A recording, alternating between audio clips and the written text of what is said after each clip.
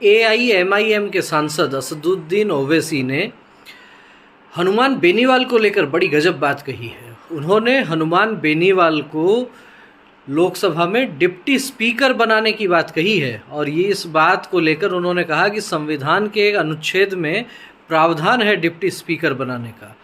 असदुद्दीन ओवैसी ने कहा कि वे स्वयं, चंद्रशेखर और राजकुमार रोत मिलकर ये प्रस्ताव लाएंगे लोकसभा में कि हनुमान बेनीवाल को लोकसभा में डिप्टी स्पीकर बनाया जाए। असदुद्दीन ओवैसी ने कहा कि पार्लियामेंट पर सरकार हावी हो रही है।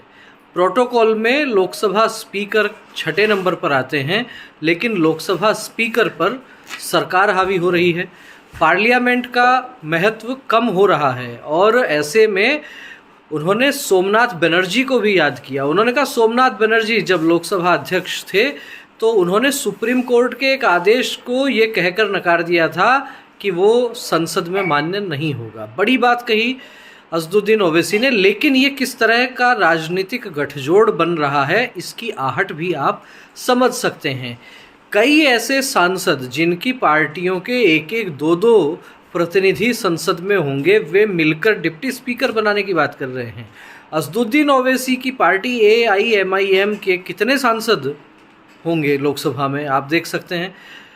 दूसरी तरफ जिन्हें डिप्टी स्पीकर बनाने की बात कही जा रही है, आरएलपी, उनके लोकसभा में हनुमान बेनीवाल के अलावा कोई दूसरा सांसद उनका नहीं होगा। और ठीक यही बात आप देख सकते हो कि आरएलपी के सांसद हनुमान बेनीवाल राजस्थान से आते हैं। उस राजस्थान की विधानसभा में उस आरएलपी का कोई नाम लेने वाला नहीं है, उस आरएलपी का एक भी विधायक नहीं है। चंद्रशेखर की बात करें तो उनके भी कोई सांसद उनके खुद के अलावा मुझे नज़र नहीं आते लोकसभा में। राजकुमार रोत की बात कर लेते हैं तो उनके साथ भी कमोबेश यही स्थिति है। तो ऐसे में ये जो पार्टियां केवल एक एक दो सांसदों वाली पार्टियां हैं, ये डिप्टी स्पीकर बनाने की बात कर रही हैं, तो आप समझ सकते हैं कि राजनीति किस दिशा में जा रही है। इनका आरोप ये जरूर है कि सरकार हावी हो रही है संसद पर, सरकार हावी हो रही है लोकसभा स्पीकर पर।